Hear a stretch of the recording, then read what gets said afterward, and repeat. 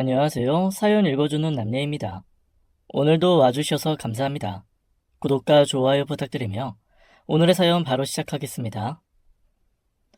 철 들고 나서 사람들한테 제일 자주 듣는 말이 거참 삐딱하네 라는 말이었어요. 고등학교 때 부모님이 사고로 돌아가셨다고 말하면 저를 불쌍하게 생각하는 척하는 것도 짜증이 나더라고요. 그때부터 사람들을 믿지 않게 되었죠. 특히나 핏줄 조금 섞였다고 친척이니 가족이니 하면서 결국은 부모님의 사고 보험금을 눈독 들이던 사람들, 나만 남겨두고 하늘나라로 먼저 가신 부모님들도 너무 원망스럽고 나를 둘러싼 사람들, 상황들이 화가 나 죽겠더라고요. 원래도 공부에는 취미가 없던 놈이었으니 대학교는 아예 갈 생각도 없었죠. 정말 아무 생각 없이 몇 달을 살았어요. 가지고 있는 돈도 다 떨어지고 아르바이트라도 해야겠다 싶어서 아는 형이 운영하는 헬스장에서 일하기 시작했습니다. 의외로 새질하는 게 적성에 맞더군요. 우선 잡생각이 없어지더라고요. 덩달아 몸도 좋아지고 헬스장에 오는 여자들이 먼저 들이대대요. 저야 뭐 마다할 이유 없었죠. 오는 여자 막지 않고 가는 여자 붙잡지 않았어요. 여전히 삐딱하게 별다른 즐거움 없이 마지못해 살아갔죠. 즐거움이 있다면 일주일에 한 번씩 가는 찜질방이었어요. 밖에서야 박사든 사장이든 계급장 다 떼고 똑같은 옷을 입고 흥건히 땀을 빼는 게 참 좋더군요. 사실은 제 몸이 오히려 돋보이는 맛도 무시 못하긴 했죠. 남자들은 말할 것도 없고 여자들도 다 한 번씩은 뒤돌아보더라고요. 그런데 문제는 주말에 가면 다들 3, 4, 5 가족들 아니면 연인들이 와서 자리를 차지한다는 게 거슬린다는 거죠. 크리스마스 이브였나요? 마땅히 갈 데도 없고 해서 찜질방에 갔죠. 설마 이분 날에 누가 오겠나 싶었는데 웬걸요? 아니 평소보다 더 많이 사람들이 있는 겁니다. 식당에 남아있는 자리가 딱 한 테이블 있더군요. 우선 허기를 채우려고 만두와 비빔밥을 시켜서 가져왔죠. 그런데 숟가락을 들려고 하는 찰나 쟁반을 든 여자가 제 앞에 서더군요. 아, 여기 제가 맡아놓은 자리였는데. 하하. 여자가 테이블 위에 놓여있는 수건과 핸드폰을 가리키더군요. 혼자 오셨으면 우리 합석해요. 크리스마스 이브에 찜질방에서 혼자 라면 먹는 것보단 앞에 모르는 사람이라도 있으면 좋을 것 같네요. 아니, 내 자리라고 짜증을 내든지 비키라고 화를 내야지. 이 여자는 왜 좋다고 하화거리지? 라고 생각을 하면서도 이미 든 숟가락을 내릴 수는 없었죠. 아, 죄송합니다. 저 사람이 없어서 빈자리인 줄 알았네요. 여자가 테이블에 앉아서 저를 쳐다보는 시선이 느껴졌어요. 만두 맛있어요? 저도 아까 주문할까 말까 엄청 고민했었는데 양이 많아서 남길까봐 그냥 라면만 주문했는데 엄청 맛나게 보이네요. 만두 하나 주시고 제 라면 한 숟가락 드시는 건 어때요? 참 신선한 방법으로 들이대는구나 생각했어요. 하지만 라면 냄새는 참기 힘들잖아요. 그렇게 라면 한 숟가락, 만두 한 조각으로 시작된 합석은 결국 사이좋게 비빔밥까지 나눠 먹게 되었죠. 그리고 찜질방 커플 마냥 밤새 이야기를 나누었어요. 여자와 시간 가는 줄 모르게 이야기만 해본 것은 처음이었답니다. 지금까지는 적당히 이야기하는 척 하다가 바로 몸으로 나누는 대화로 직행했거든요. 이 여자는 참 신기했어요. 손만 대면 낫게 하는 신비한 약속 같다라고 할까요? 힘들거나 짜증나는 이야기나 상황도 참 해맑게 만드는 재주가 있었어요. 삐딱한 놈을 제대로 살고 싶게 만들었어요. 태어나서 단 한 번도 해본 적이 없는 생각을 갖게 했지요. 더 나은 사람이 되고 싶어지더라고요. 그렇게 20대 초반에 만난 선영이와 만난 지 10년이 다 되었네요. 선영아, 어제 고등학교 동창들 만났는데 깜짝 놀라더라. 나보고 표정이 달라졌대. 그전엔 완전 사회에 불만 있는 놈이었대나? 예전에도 잘생긴 얼굴이었는데 표정까지 달라지면 우리 남친 어쩌지? 너무 완벽해지는 거 아니야? 헬스장 여자 회원들이 막 줄 서서 PT 받겠다고 난리 나겠는걸? 헬스장 문밖에까지 줄을 서게 만들어야지. 우리 결혼 자금 만들려면 아직도 멀었어. 나도 열심히 모으고 있어. 월급 받으면 내 용돈 빼고 엄마한테 모두 드리고 있는데 생활비 쓰시고 남는 돈은 차곡차곡 모아서 결혼할 때 주신다고 했어. 선영이는 고등학교를 졸업하고 바로 취업을 했어요.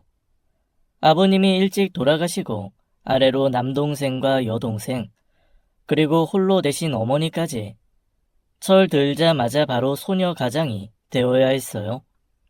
고등학교 내내 반에서 1등을 놓치지 않았던 선영이는 대학교 4년 장학생으로 입학이 확정되었다고 하네요. 그런데 학교를 다니면 돈을 벌 수가 없으니 학교를 포기해야 했죠. 학교 선생님들도 집에 와서 어머님을 설득했는데 어머님이 완강하게 반대를 하셨나 보더라고요. 이 얘기를 처음에 들었을 때 너무나 마음이 아팠네요. 내가 너무 배부른 투정을 하면서 살았구나. 후회가 될 정도였어요. 내가 대학교에 갔어도 마음이 편치 않았을 거야. 그리고 이렇게 남들보다 일찍 사회생활 시작해서 좋은 것도 많고. 내가 대학생이었으면 크리스마스 이브에 혼자서 찜질방은 안 갔을걸? 정우 형을 만난 게 내 인생에서는 가장 큰 선물인데 뭘. 아주 확실한 크리스마스 선물. 그래, 우리 서로에게 크리스마스 선물이라고 생각하고 평생 감사하면서 살아가자.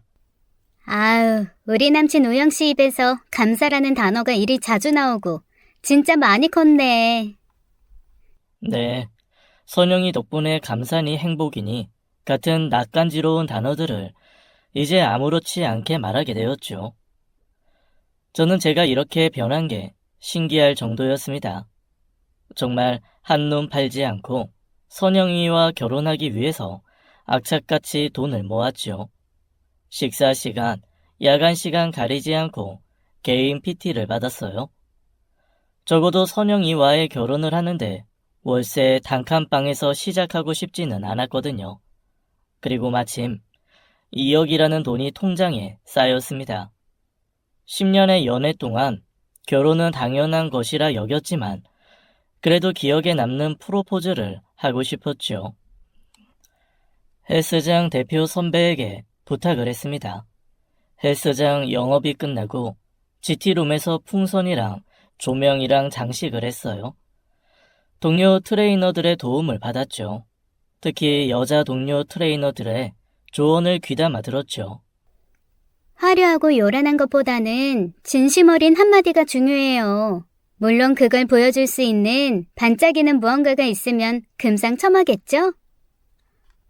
선영이한테는 교육하다가 기구에 발을 다쳐서 바로 헬스장으로 와달라고 했어요. 우영아, 많이 다쳤어요? 119는 안 불러도 돼요? 빨리 GX룸으로 가보세요. 응급처치는 저희가 다 해서 119까지는 필요 없어요. 우영아, 불은 왜 꺼놓고 있어? 선영이가 문을 여는 순간 프로젝트 영상을 틀기 시작했죠. 선영아, 널 처음 만났을 때가 생각난다. 갓 20살이 넘었었지. 지금 생각하면 너무 어린 나이인데 너는 그때도 참 어른스러웠어. 처음에 나를 보고 얼굴에 삐뚤어질 테다 라고 써 있었다고 했었나? 네 덕분에 나 이제 컵에 물이 반이 차 있으면 반밖에 없네 이런 젠장 이라고 말하는 사람에서 물이 반이나 남았네. 다행이다. 라고 생각하는 사람으로 변하고 있어. 이제 내가 너의 곁에서 너에게 받은 이 모든 것들을 사랑으로 돌려주고 싶어. 이 세상의 모든 아침을 나와 함께 해줘. 선영이에게 무릎을 꿇고 반지를 내밀었어요. 선영이는 한동안 말을 잇지를 못하더군요. 그리고 손가락을 내밀었어요.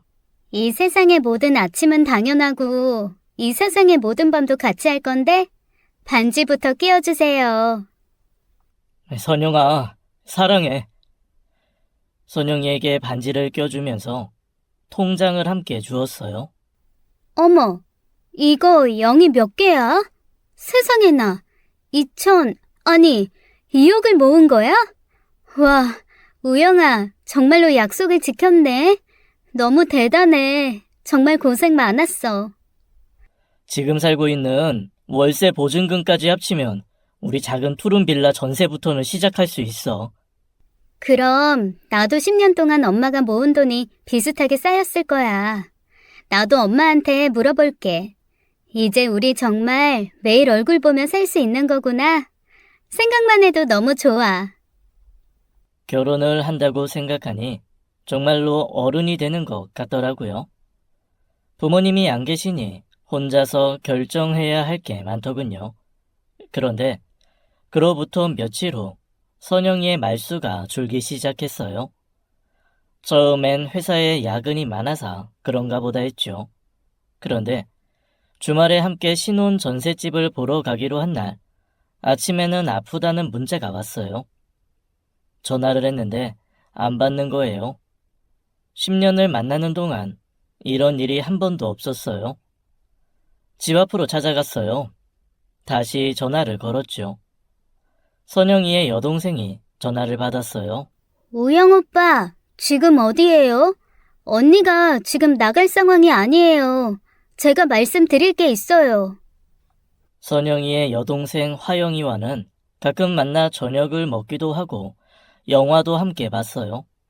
선영이가 여동생을 각별히 챙겼거든요. 여동생이 며칠 동안 왜 선영이가 이상했는지 말해주더군요. 우영 오빠, 혹시 언니가 엄마랑 오빠 얘기한 적 있어요?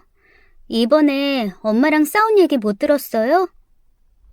선영이가 엄마랑 싸워? 선영이가 싸운다는 게 상상이 안 가는데. 평소에 어머님이 아들이 하나라 그런지 남동생을 많이 걱정한다고 하던데. 그래서 선영이는 막내 화영이한테 마음이 많이 쓰인다고 하더라고. 내가 이럴 줄 알았어. 언니가 말을 하나도 안 했구나. 엄마가 오빠를 걱정하는 정도가 아니라 엄마한테 자식은 오빠 한 명밖에 없는 것처럼 아주 오빠라면 끔찍하게 생각해요. 언니가 오빠 대학교 뒷바라지도 다 한 거잖아요. 언니는 4년 장학금을 받아도 못 가게 하더니 오빠는 재수에 삼수를 해서 겨우 대학에 붙었는데 재수 삼수할 때부터 대학교 다닐 때도 알바 하나 하지 않았어요. 그거 다 언니가 벌어서 대준 거예요. 남들 안 하는 야근하고 휴일에도 일해서 시간에 수당 받아가면서요. 그리고 월급 받으면 꼬박꼬박 엄마에게 갖다 바쳤는데 그게 10년이에요. 언니가 오빠 만나고 나서 저축을 따로 들겠다고 했더니 아주 난리를 쳤어요. 엄마가 통장까지 보여주면서 자기가 알아서 돈 불려주겠다는데 믿지 못하냐고요. 그때 냉정하게 언니가 밀고 나갔어야 했는데 며칠 전에 오빠가 청혼했죠? 그날 밤에 언니가 정말 행복해했어요. 저도 언니가 드디어 이 집에서 벗어나나 했고요. 나는 선영이가 힘든 내색이 없어서 그런 줄은 전혀 몰랐지. 언니가 그렇게 고생 없이 자란 사람처럼 해맑고 긍정적인 게 타고난 천성이 아니라 노력한 거예요. 언니는 그렇게라도 해야 살 수 있었어요. 그건 그렇다고 해도 왜 선영이가 아파? 내가 부모님이 안 계시다고 하니까 반대하시는 거야?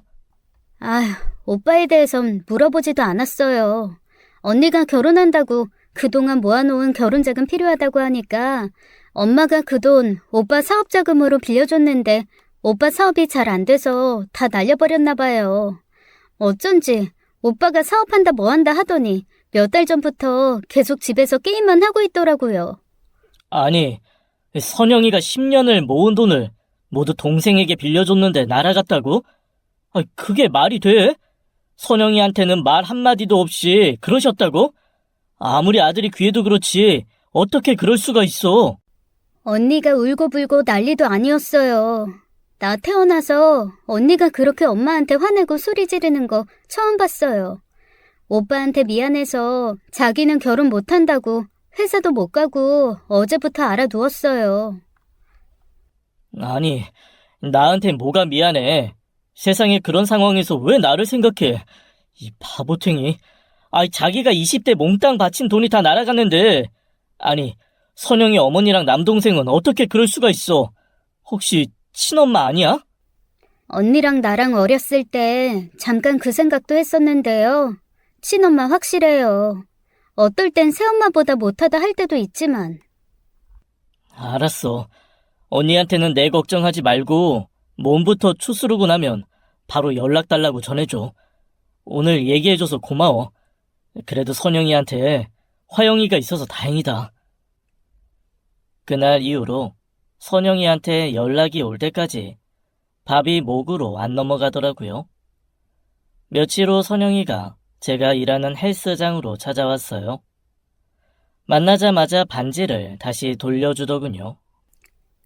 우영아, 너한테 프로포즈 받은 날이 내 인생에서 가장 행복한 날이었어. 화영이한테 얘기 들었지? 10년 동안 모은 내 전 재산이 그렇게 날아가 버렸대. 이제 나한테 남은 재산이라곤 이번 달 월급뿐이야. 여기서 우리 헤어지는 게 너한테도 좋아. 이 바보야. 물이 반이나 남았네. 라고 얘기하던 김선영은 어디 갔어? 너한테 남은 재산이 왜 없어? 내가 있잖아. 내가 너의 전부잖아. 우리가 서로 돈 때문에 만났어? 우리 어차피 만날 때도 가난했잖아. 이제 우리한테는 2억이나 있는데 무슨 걱정이야. 너한테 미안해서 내가 어떻게 그래. 난 못해. 우리 이쯤에서 헤어지는 게 나아. 너 만약에 내가 갑자기 거지 됐다고 하면 나 버릴 거야? 내가 돈이 없으면 나랑 같이 안 살 거야? 너랑 나랑 10년 시간이 그 정도라고 생각하는 거야? 아니, 그런 뜻이 아닌 거 알잖아. 우영아, 나랑 결혼하면 앞으로도 계속 이런 일이 벌어질 거라고. 선영아, 나 믿지? 이제 너랑 내가 진짜 가족이라고. 내가 계속 그렇게 엄마랑 동생에게 당하게 놔두지 않는다고 약속할게. 선영이는 그날 10년 동안 만나면서 한 번도 털어놓지 않았던 엄마와 동생들 이야기를 모두 해주었습니다. 이런 얘기 네가 들으면 돌아가신 부모님 생각 더 날 것 같아서 일부러 가족 이야기는 하지 않았던 것도 있었지만 사실은 내가 엄마가 이해가 안 돼서 할 수가 없었어. 원래 딸 많은 집에 아들은 귀하게 자란다고 해도 엄마는 좀 유별났어. 난 장녀고 누나니까 그렇다고 쳐도 막내 화영이한테도 정없이 대하시는 거 볼 때마다 정말 화가 나더라고. 나한테 좀 더 일찍 말하지 그랬어. 차라리 결혼이라도 빨리 해버릴 건. 뭐하러 그런 집에서 계속 참고 있었던 거야? 엄마가 결혼 얘기도 못 꺼내게 하셨어. 어렸을 때부터 결혼은 해서 뭐 하냐고 그냥 엄마랑 살자고 계속 말씀하시는 거야. 그리고 그 집에 동생 화영이만 남기고 나만 살겠다고 결혼하는 것도 쉽지 않았고. 엄마야 그렇다 쳐도 남동생은 좀 정신 차리게 만들어야 하지 않겠어? 이제 결혼하면 내가 처남 교육은 좀 시켜보도록 할게. 이제 더는 걱정하지 말고 간단하게 인사드리고 결혼하자. 나는 부모님이 안 계시니 상견례라고 할 것도 없겠다. 내가 선영이 집으로 가서 정식으로 인사하는 걸로 하자. 미안해서 결혼을 못하겠다는 선영이를 설득하고 규모를 줄여서 결혼 준비를 했습니다. 신혼집은 전세에서 반반 전세로 돌리고 결혼식도 아주 조촐하게 올리기로 했어요. 그리고 선영이네 집으로 함이 들어가는 대신 제가 인사를 드리러 갔지요. 아니, 아무리 부모 없는 천의 고아라고 해도 그렇지. 이렇게 모든 형식 절차 무시하고 결혼하려면 인사는 뭐하러 와? 내가 선영이를 어떻게 키웠는데. 이렇게 빈손으로 와서 인사하는 법이 세상 천지에 어디 있어? 엄마, 언니 남편 될 사람인데 이러면 어떡하려고 그래. 오빠, 아니, 형부, 들어오세요. 마음의 준비를 단단히 하고 갔지만 그야말로 문전박대라니요. 그래도 성질을 죽이고 들어갔습니다. 선영이만 생각했죠. 누나가 우리 집 가장이었는데 이제 그럼 매형이 우리 먹여 살려주는 건가? 선영이는 가운데서 어쩔 줄을 모르더라고요. 우리 아들이 하는 얘기 들었죠? 선영이가 10년 동안 우리 집 가장이었는데 이렇게 결혼하고 우리를 나몰라라 하면 자식도 아닌 거야. 선영아, 결혼하고도 계속 회사를 다닐 거 아니냐? 그럼 우리 생활비랑 네 동생들은 네가 돌봐야 할 거 아니야. 장모님, 이제 선영이 결혼하면 출가 외인이에요. 가장 노릇은 고등학교 졸업하고 지금까지 충분히 했다고 생각해요. 그리고 처남은 이제 학생도 아니고 충분히 제 몫은 각자 할 수 있는 나이입니다. 처제라면 아직 학생이니까 저희가 데리고 있을 수 있죠. 와, 내가 이래서 결혼 승낙하기 싫었다니까. 무슨 번듯한 회사 다니는 것도 아니고 그냥 몸 하나 믿고 헬스장에서 일하는 주제에 어디 내 딸을 가져가면서 나한테 이래라 저래라 훈계질이야. 그렇게 내 딸이랑 결혼하고 싶으면 그 뭐냐, 지참금이라도 내놓고 데려가. 내가 30년간 선영이 먹이고 입히고 가르쳤으면 몇 억이 들었겠어. 일단 결혼 자금에서 5천만 원만 떼서 내놔봐. 와, 우리 엄마는 역시 나랑 통하는 게 있어. 매형, 내가 죽이는 사업 아이템이 있거든? 이게 5천을 투자하면 5억이 문제가 아니야. 몇 달에 50억이 될 수도 있다고. 그런데 투자라는 것도 타이밍이 진짜 중요한데 바로 지금이야. 내가 누나 결혼하는데 해줄 건 없고 딱 10배 불려서 돌려줄게. 5억이면 뭐 경기도에서 아파트 전세는 가능하지 않나? 아, 정말. 나 미쳐서 돌아버리는 거 보려고 이래요? 내가 10년 동안 모은 돈 엄마가 돌지에게 투자했다고 그랬죠? 근데 제가 그걸로 사업한 줄 알아요? 사업이 아니라 코인으로 돈 벌게 해주겠다는 사람들 말 믿고 투자했다가 아예 다 홀라당 날린 거 아니냐고요. 이제 엄마도 그만하면 됐지 않아요? 만약에 여기서 우영이한테 한마디만 더 해봐요. 나도 다신 엄마 얼굴 안 봐요. 뭐? 오빠 코인 하는데 엄마가 언니 돈을 고스란히 바친 거야? 정말 미쳤구나. 그런데 지금 뻔뻔하게 형부 될 사람 앞에서 뭐라고 떠드는 거야? 10년 넘게 언니 등골 빼먹었으면 이제 언니 그만 좀 보내주라고. 아니, 이래서 집안에 사람을 잘 들여야 하는 거라고. 얘들이 이때껏 이렇게 버르장머리 없게 나한테 대든 적이 없었다고. 그런데 딱 자네가 들어오자마자 집안이 풍지박살 나는 것 좀 보라고. 선영이 저녀는 사람 보는 눈이 더럽게도 없어가지고는 어디서 저런 몸뚱이랑 입만 살아있는 놈을 데려온다냐? 와, 선영이 만나는 동안 제가 많이 바뀌었다 생각했는데 저도 모르게 주먹이 먼저 나갈 뻔한 것을 겨우 참았습니다. 아니, 선영이가 그동안 이 가족, 아니 남보다도 못한 곳에서 지냈을 것을 생각하니 피가 거꾸로 솟는 것 같았어요. 제가 마음에 안 드신다고 해도 선영이와 저 결혼합니다. 그래도 결혼식에는 선영이를 생각해서 오셨으면 해요. 부족한 사유이지만 선영이에게는 최고의 남편이 될 겁니다. 언제 다시 뵐게 될지 모르겠지만 건강하십시오. 선영이와 저는 주변 지인들만 모시고 간단하게 식을 올렸습니다.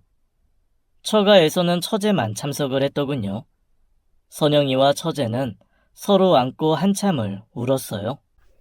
언니, 이제부터 언니 집은 형부랑 사는 집이 진짜 언니 집이야. 엄마랑 오빠랑 난 걱정하지 말고 언니만 생각하면서 행복하게 살아야 돼. 너도 집에서 나와서 우리랑 같이 살자, 어? 학교도 마저 졸업해야지. 언니, 나도 이제 23살이야. 내 앞가림 정도는 충분히 할 수 있어. 걱정하지 마. 형부, 이제부터 언니는 형부 가족이에요. 우리 언니 행복하게 해주세요.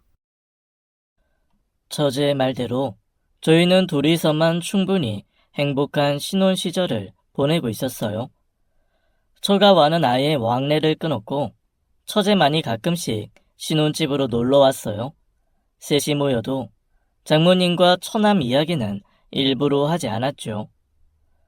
결혼하고 1년이 지났을 때 아내가 친정에 간다고 하더군요. 친정에 왜 갑자기 간다고 그래? 아이, 그럼 내가 쉬는 날 같이 가자. 혼자 가서 무슨 얘기를 들으려고 그래? 사실은 요 며칠 계속 엄마 생각이 나더라고. 아무리 그래도 엄마와 딸인가 봐. 엄마랑 딸은 서로 연결돼 있다고 하잖아. 엄마가 어제 연락이 왔어.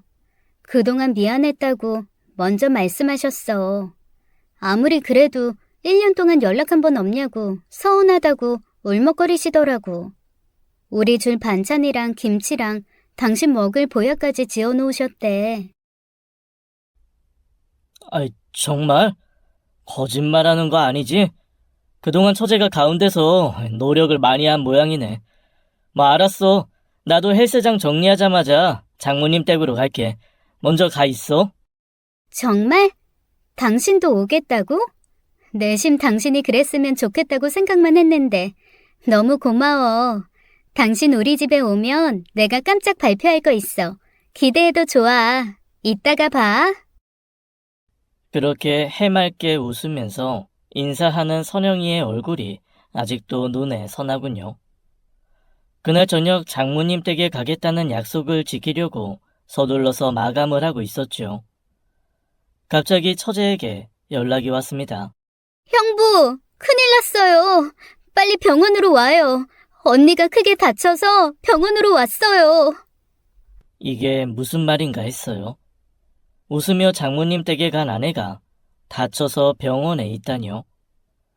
옷을 갈아입지도 않고 바로 병원으로 달려갔어요. 아내는 응급실에서 바로 중환자실로 옮겨졌더라고요.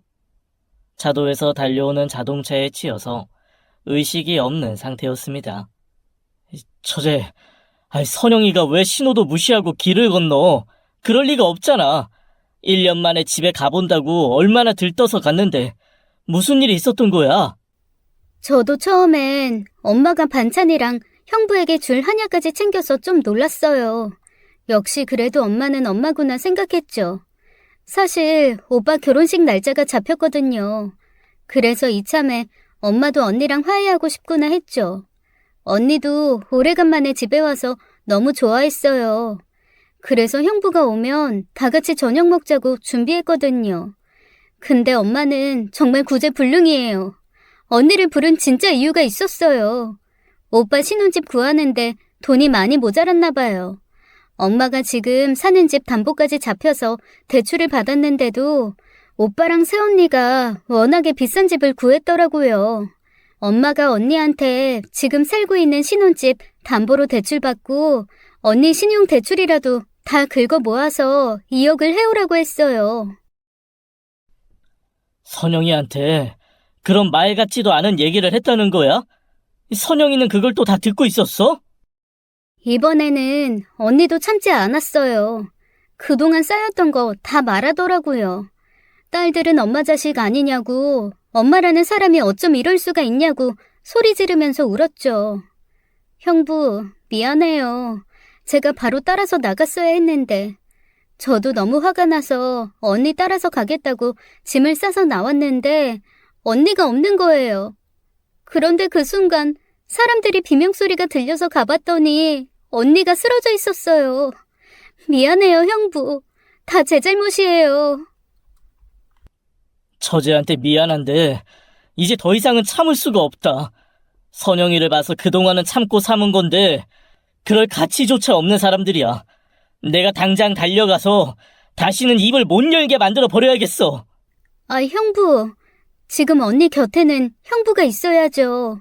언제 의식을 찾을지 모르잖아요. 제발 언니가 의식을 찾으면 그때 달려가도 늦지 않아요. 그리고 사고가 어떻게 일어난 건지도 알아야죠.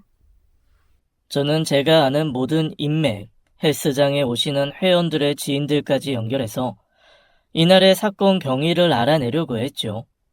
경찰들이 조사하는 게 바로바로 되지가 않잖아요. 사고를 낸 운전자는 신호를 위반하지 않은 게 사실로 밝혀졌어요. 근데 CCTV를 보면 아내는 무슨 실성한 사람처럼 처갓집 앞 횡단보도를 건너더라고요. 분명 그 전에 무슨 일이 있었던 게 틀림없었어요. 바로 처갓집 아파트 경비실로 달려갔어요. 엘리베이터에서부터 아파트 출입구까지 CCTV를 보여달라고 했죠. 이렇게 졸라서 되는 일이 아니에요. 이게 사생활 보호다 뭐다 해서 저희가 마음대로 보여드릴 수가 없어요. 경찰을 대동하고 오셔야만 가능합니다. 제 아내가 지금 요 앞에서 차에 치여 중환자실에 있어요. 아직까지도 의식이 없어요. 횡단보도 전에 무슨 일을 당했는지 제가 알아야겠어요. 제발 이렇게 부탁드릴게요. 30분만 보여주세요. 만약에 문제가 생기면 제가 다 책임지고 배상하겠습니다. 거참. 이 젊은 사람이 이렇게 애절하게 부탁을 하니. 나도 딸이 있어서 차마 거절할 수가 없네. 대신 빨리 확인해요. 아내는 처갓집에서 나와 혼자서 엘리베이터에 탔더군요. 겉외투도 걸치지 않은 채였어요. 그리고는 풀썩 주저앉더라고요. 아내는 평소에 잘 울지 않았어요. 연애 10년 동안 우는 것을 본 적이 없었죠. 보통 여자들은 프로포즈를 받으면 운다고 하잖아요. 서프라이즈 청혼 이벤트를 했을 때도 울지 않았던 사람입니다. 10년 동안 딱 한 번 결혼식장에서 처제를 붙들고 울었던 것이 처음이었죠. 그런 그녀가 웁니다. 서러움에 복받쳐 하염없이 눈물을 쏟더라고요. 제 심장이 찢어지는 것 같았어요. 그렇게 한참을 울던 아내가 터덜터덜 엘리베이터를 나와서 큰 길 횡단보도 쪽으로 가더군요. 하지만 장모가 아무리 처남 결혼 자금을 해오라고 했다고 이렇게까지 절망할 일인가 이해가 되지 않았어요. 처제, 선영이가 그렇게 울 사람이 아니야. 장모님이 처남을 위해서 선영이한테 말도 안 되는 걸 요구한 게 처음이 아니잖아. 이상해. 다른 무슨 일 있었지? 그날 선영이가 무슨 깜짝 발표를 한다고 했었는데. 지난번엔 차마 이 말을 할 수가 없어서 못했어요. 형부도 아직 모를 것 같은데. 언니, 임신 7주 차래요. 그래서 임신 사실 알고 엄마 생각이 많이 났었나 봐요. 저녁 때 다 모이면 깜짝 발표하려고 했었대요. 언니가 7주 차 아이도 이렇게 소중해서 엄마 마음이 다 이렇겠구나 생각했는데 진짜 내 엄마가 맞기는 한 거냐고 엄마한테 울면서 매달렸어요. 그런데 정말 새엄마도 그렇게는 안 할 것 같아요. 애 가진 게 무슨 유세라고 면박을 주면서 빨리 가서 돈이나 구해오라며 언니를 쫓아내든 내보냈어요. 임신? 처제, 언니가 분명히 임신이라고 했다는 거야? 나 까맣게 모르고 있었어. 그냥 저녁 때 깜짝 발표를 한다기에 회사에서 무슨 축하할 일이 생겼나 싶었는데 나는 바보같이 선영이가 임신한 줄도 모르고 혼자서 그 집에 가게 했으니 왜 나한테 먼저 얘기를 안 한 거냐고. 우리 아기가 지금 뱃속에 있다는 거잖아. 제발 깨어나기만 해라. 제발. 하지만 선영이는 끝내 저에게 임신 사실을 직접 알리지 못했어요. 임종 전에 잠깐 들어가서 마주친 눈빛이 마지막이었습니다. 그 눈빛이 아내의 마지막 유언이 되었죠. 처제와 저는 세상이 무너졌어요. 아무리 울어도 눈물이 멈추지를 않는 거예요. 처제와 둘이서 선영이의 장례를 준비했어요. 넋이 나간 사람처럼 문상객들을 맞았습니다. 그 와중에도 아내의 마지막 눈빛이 잊지 않았죠. 장례식 첫날, 장모와 처남은 그 뻔뻔스러운 낯짝을 쳐들고 장례식장에 왔더라고요. 그 얼굴을 보는 순간 피가 거꾸로 솟았어요. 저 인간들 면상을 갈갈이 찢어 발겨도 속이 풀리지 않을 것 같았죠. 하지만 처제가 언니 떠나는 길이라도 조용히 보내주자며 저를 말렸어요. 저도 아내를 위해 찾아온 사람들 앞에서 개싸움을 벌이는 것을 선영이가 원치 않을 거라 생각했어요. 아니, 이 자리에서 몇 대 두드려 패는 것으로 이 인간들을 벌하기는 제 주먹이 아깝죠. 제 인생 통틀어 평생 써야 할 인내심을 장례식 3일 동안 써버렸어요. 그 인간들은 역시 미안해하기는커녕 칠칠 맞게 신호도 안 보고 무단횡단을 했다며 미친 소리를 주절거리며 상복도 입지 않은 채 술판을 벌이더라고요. 아니 얘는 하필 죽어도 꼭 지동생 결혼식 앞두고 죽니? 하여간 어려서부터 네 앞길에 도움된 적이 없다. 그렇게 죽어서까지 동생 창창한 앞길을 방해하고 싶을까? 아유, 내가 처갓되게 말도 못하고 정말 힘들어 죽겠어. 아니, 결혼식이 내일 모레인데 준비할 게 얼마나 많은데 여기서 밤새야 하는 거야? 요새 누가 장례식장에서 밤을 새니? 그리고 내가 다 알아서 친척들한테는 아무 말도 안 했어. 상을 정리하던 처제가 깜짝 놀라서 말하더군요. 엄마, 오빠 결혼식 때문에 친척들에게 연락 안 한 거야? 그래서 오늘 이렇게 친척들이 아무도 안 오시는 거야? 아니 언니가 왜 이렇게 죽었는데? 엄마 진짜 왜 이래? 너도 말 조심해 이거사. 죽은 자식보다 내 눈앞에 살아있는 자식이 중한 법이야. 그럼 아들 결혼식 앞두고 딸년 장례식장에 오라고 하니? 너도 나중에 아들 낳아봐라. 미안해요 형부. 엄마도 지금 제정신 아닌가 봐요. 지금이라도 제가 연락할게요. 아니야, 괜찮아.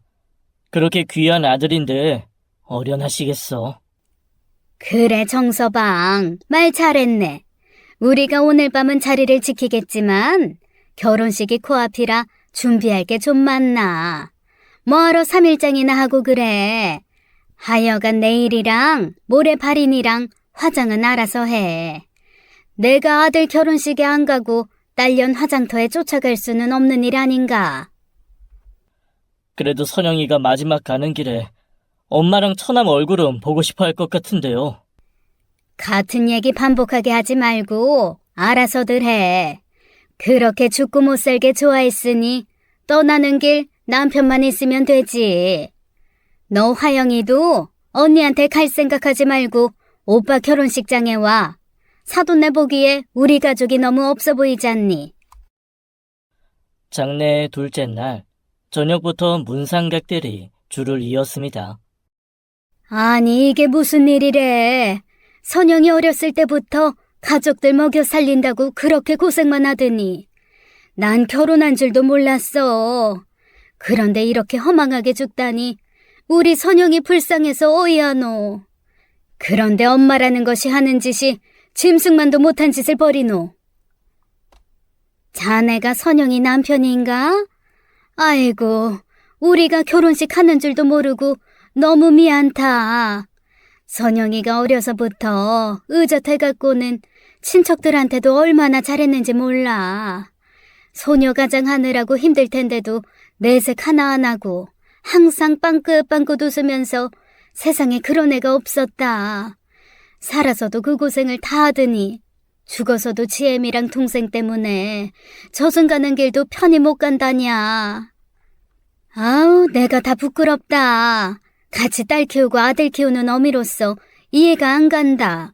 선영 엄마 진짜 정신머리 나가버린 거 아니야? 지 아들 결혼식 때문에 딸 장례식을 숨겨? 인간 말종 아닌가? 자식만 인간 말종이 있는 게 아니야. 부모도 인간 말종이 있네.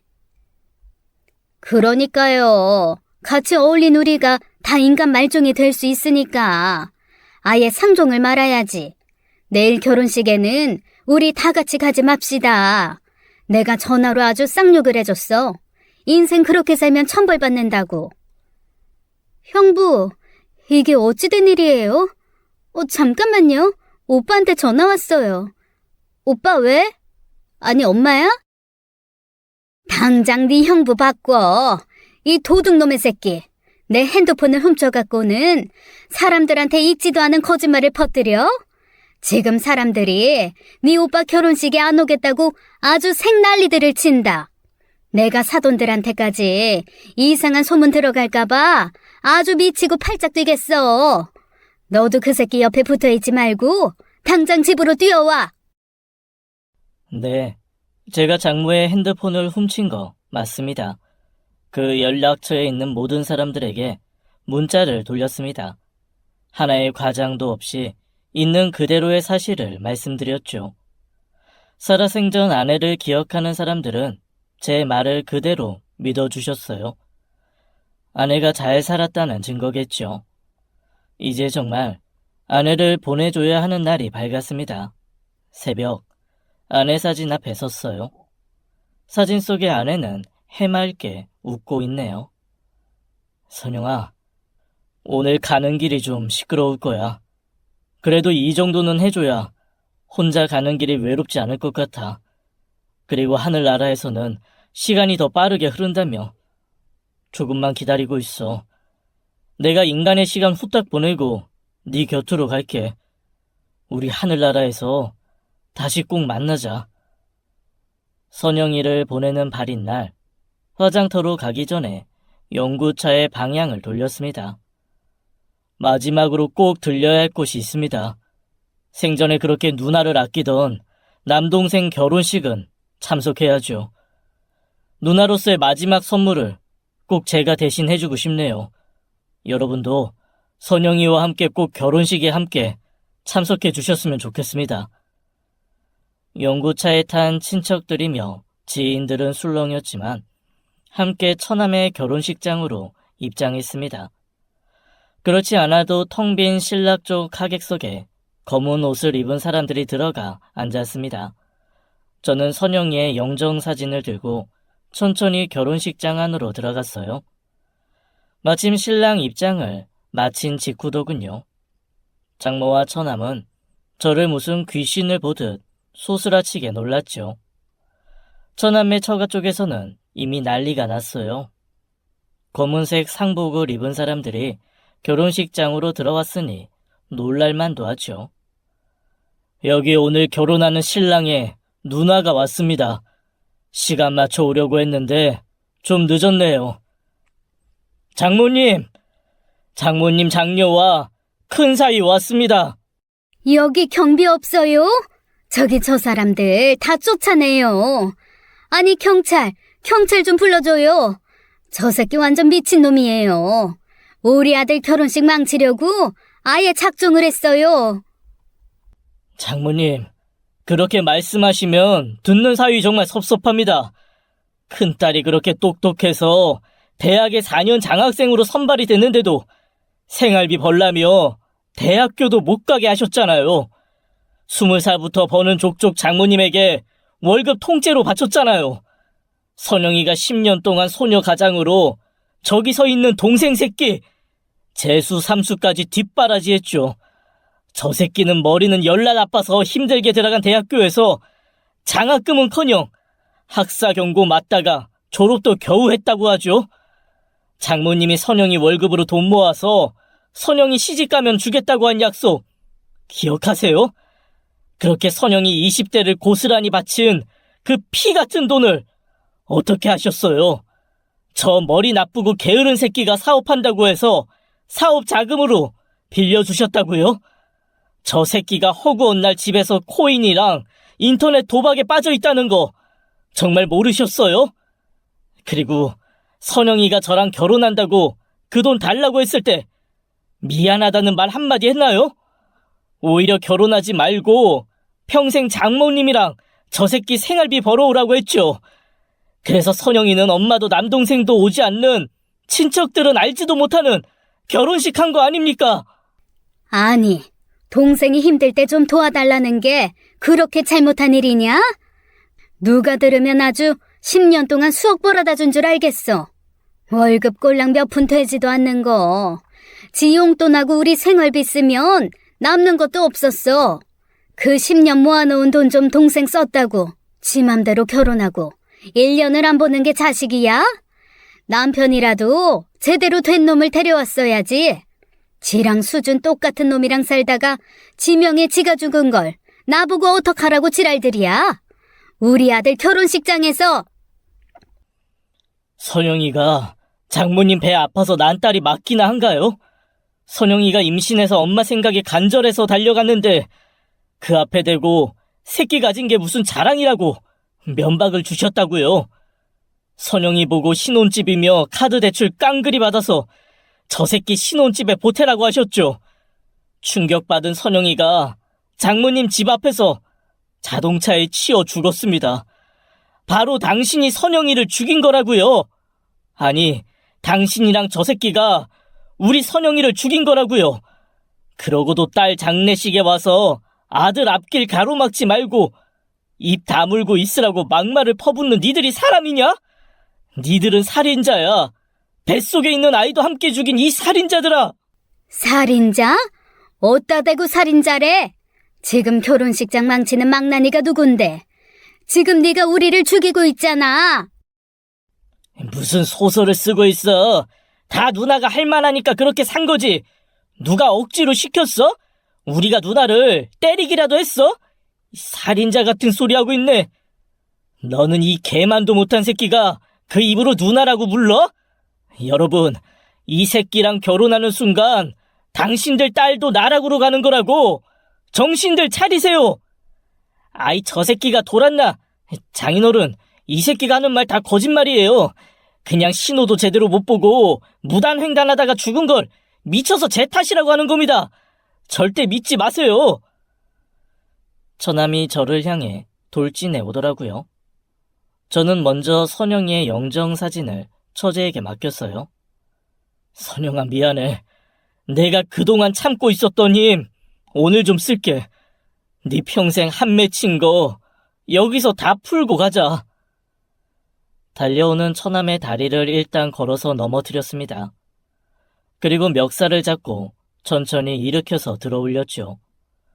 정말 한 주먹거리도 안 되는 녀석이었어요. 네가 인간이 되기를 포기한 것 같아서 네 누나가 하늘나라로 떠나기 전에 내가 약속했거든. 내가 처남 인간 만들어 놓겠다고. 너가 일단 죽기 직전까지 맞고 나서 다시 얘기하자. 이씨, 무슨 개소리야. 꼴에 무슨 매형이라고? 누나나 너나 평생 내 인생에 도움이 안 돼. 너 여기서 나 때리면 평생 합의 안 해줄 거야. 너 바로 감방에 쳐넣을 거라고. 어디 자신 있으면 때려봐. 네, 뚫린 입이라고 끝까지 쓰레기 같은 말을 내뱉네요. 선영이도 없는 세상에 감방이 뭐가 무섭겠어요? 한 대 한 대 정확하게 그 아가리를 향해 내리쳤어요. 바로 살려달라고 애원을 하더군요. 살려달라니 나는 절대 그럴 생각이 없었죠. 정말 죽이고 싶었습니다. 내 선영이를 죽음으로 몰고 간 그 인간 말종들을 다 죽이고 싶었어요. 그리고 저도 선영이를 따라서 하늘나라로 가고 싶었죠. 근데 이렇게 단칼에 죽으면 고통이 너무 없잖아요. 하늘에 가서 지옥불에 떨어질지 그건 내가 알 수 없는 일이고 살아서 이 고통을 더 느껴야죠. 평생 자신들이 한 짓을 후회하게 만들어야죠.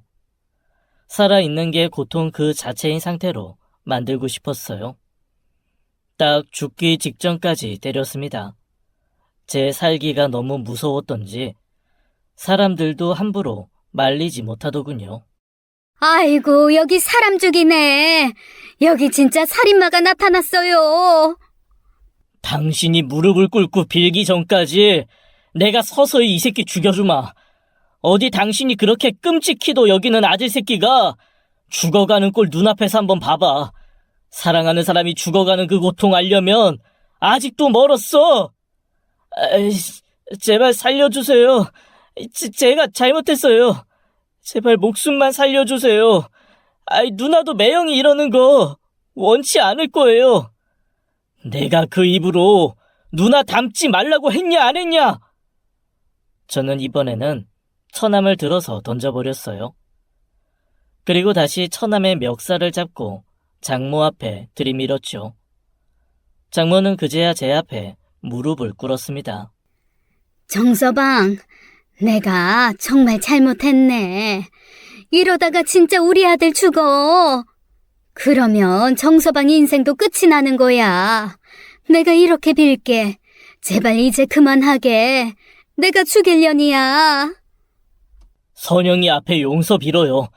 진심으로 빌지 않으면 이 자식 정말 목숨 날아갈 줄 알아요. 저는 처제에게 줬던 선영이의 영정사진을 장모 앞에 내밀었습니다. 장모는 그 영정사진을 부여잡고 통곡을 하더군요. 선영아, 선영아, 내가 정말 잘못했다. 너 이렇게 보내놓고도 내가 정말 미친 애미다. 너처럼 착한 딸을 내가 고마운 줄도 모르고 내가 입이 10개라도 할 말이 없어. 너한테 모질게 한 죄 앞으로 평생 후회하며 살겠으니 제발 이제 정서방 좀 알려다오. 네 동생 좀 살려다오. 처제가 저를 잡고 일으켜 세웠어요. 형부, 이제 그만해요. 언니도 여기서 멈추기를 원할 거예요. 이제 언니 보내주러 가요. 선영이의 영정사진을 장모한테서 다시 받아서 피투성이가 된 그 새끼와 악을 쓰는 장모를 뒤로하고 나왔습니다. 피투성이가 된 손을 오랫동안 닦았어요. 선영아, 들었어? 장모님이 미안하다고 한 이야기 들었지? 그러니까 이제 억울한 심정도 한도 다 풀고 편히 가야 해. 먼저 떠난 우리 7주차 아기하고 외롭지 않게 먼저 가 있어. 처제와 함께 아내를 화장하고 봉안당에 안치했습니다. 우리의 결혼식 사진과 처제와 셋이 웃으며 함께 찍은 사진도 같이 넣었어요. 아내를 쓸쓸하게 하늘나라로 보내고 저는 바로 경찰서에 가서 자수를 했습니다. 그리고 솔직하게 모든 것을 털어놨어요. 장례식 내내 처남과 장모에게 어떻게 복수할까 그 생각만 했어요. 아내가 받았던 상처를 고스란히 돌려주고 싶었습니다. 사실 그 어떤 복수를 해도 아내와 뱃속에 있었던 7주차 우리 아기는 되돌아오지 못한다는 것도 알고 있습니다. 아니, 그들을 죽인다고 해도 분이 풀리지 않았겠죠. 솔직히 말씀드리면 처남 목숨줄 끊어놓고 싶더군요. 그래서 장모 눈앞에서 자식이 죽어가는 거 보게 하려고 했어요. 하지만 마지막에 아내 마지막 눈빛이 저를 말렸습니다. 저는 짐승만도 못한 인간을 때렸지만 그 어떤 처벌도 다 받겠습니다. 처남은 전치 24주에 중상을 입었다고 합니다. 한쪽 귀는 영구적으로 청력이 상실되었고 이빨은 모두 나가버렸다고 하더군요. 이제 말 같지도 않은 쓰레기 같은 말을 다시는 예전처럼 내뱉지 못할 겁니다. 다리 하나는 평생 불구가 되었고요. 장모는 지금도 그리고 앞으로도 평생 장애인이 된 아들 뒷바라지를 하고 있겠죠. 저는 상해죄로 기소됐어요. 구치소로 처제가 면회를 왔어요. 형부, 여기서 지내는 거 너무 힘들죠? 조금만 참아요. 지금 형부 선처해달라는 탄원서를 제출하고 오는 길이에요. 친척분들이랑 오빠 사돈집에서까지도 속아서 결혼할 뻔했다고 탄원서 같이 내주셨어요. 그리고 형부네 헬스장 회원분들도 모두 도와주셨고요. 아마 정상 참작이 충분히 될 것 같아요. 처제, 이제 나한테 더 이상 신경 쓰지 않아도 돼. 선영이도 없는 세상에서 여기나 바깥이나 나한테는 의미가 별로 없어.